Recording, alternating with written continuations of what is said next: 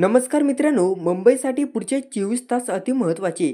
पावसाचा जोर वाढला, मुसळधार पावसाचा अंदाज. मित्रांनो, आपल्या चॅनलला आतापर्यंत सबस्क्राईब केले नसेल तर सबस्क्राईब करा, जेणेकरून हवामान अंदाजाचे दररोजचे व्हिडिओ तुमच्या मोबाईलवर दिसून जातील. मुंबईत रात्रभर पाऊस पडत आहे. यानंतरनं आज सकाळी पाऊस काहीसा थांबलेला होता. त्यामुळे जनजीवन पूर्वपदावर येण्यास मदत झाली. पण काही तासांच्या ब्रेकनंतरनं मुंबईत पुन्हा पावसाचा जोर वाढलेला आहे. मुंबईत काही ठिकाणी मुसळधार पावसाचा अंदाज वर्तवण्यात आलेला आहे. विशेष म्हणजे मुंबईसाठी पुढचे 24 तास जास्त महत्त्वाचे असणार आहेत. राज्यातील अनेक भागांमध्ये पावसाने दमदार बॅटिंग केलेली आहे. काही ठिकाणी पावसाने जनजीवन विस्कळीत केलं होतं.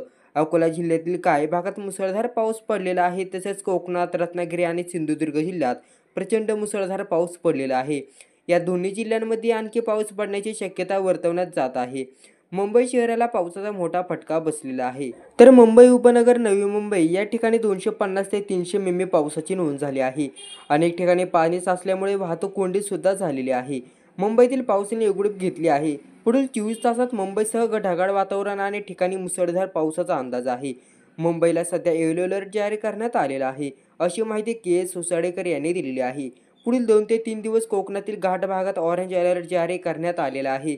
तसेच कोल्हापूर आणि सातारा या जिल्ह्यांना रेड अलर्ट जारी करण्यात आलेला आहे. जुलै महिन्यात सरासरीपेक्षा अधिक पाऊस पडण्याची शक्यता हवामान विभागाकडून वर्तवण्यात आलेली आहे.